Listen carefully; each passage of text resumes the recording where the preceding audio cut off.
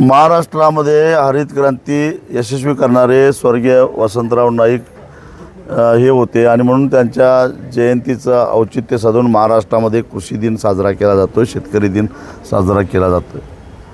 आज या महाराष्ट्रामध्ये स्थिती अशी आहे, महाराष्ट्र नाईक साहेबांच्या प्रयत्नामुळे कृषीप्रधान झाला।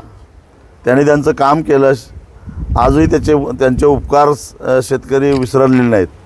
परंतु त्यानंतर राज्यकर्त्यांनी शेतकऱ्यांना जे सांभाळायला पाहिजे होतं ते सांभाळलेलं नाही, त्यामुळे शेतकऱ्यांच्या डोक्यावर कर्जाचा बोजा आज बसलेला आहे। सरकारच्या धोरणाचा हा परिणाम आहे।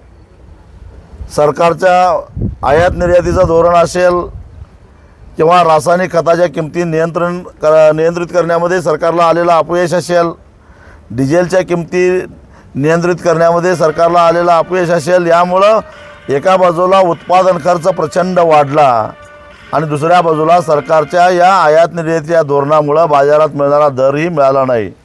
कांद्यावर निर्यात बंदी लावली, कांद्याचे भाव पडले। परदेशातून पाम तेल आणि सोयाबीन पेंड आयात केली, सोयाबीनचे भाव पडले। परदेशातून कापूस आयात केला, कापसाचे भाव पडले।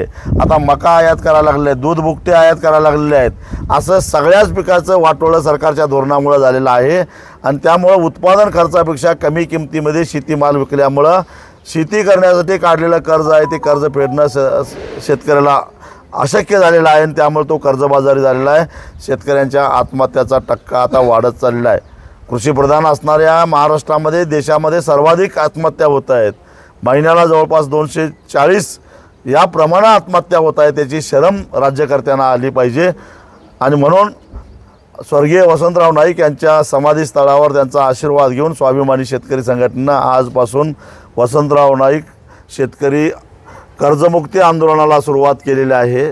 सुरुवातीला आम्ही राष्ट्रपतींच्या नावानं प्रत्येक शेतकऱ्याचं किती कर्ज आहे आणि ते कशामुळे आलेलं आहे आणि त्याच्यावर सरकारी धोरणाचा कसा परिणाम झाला आहे अशा प्रकारचा एक अर्ज लिहून घेऊ।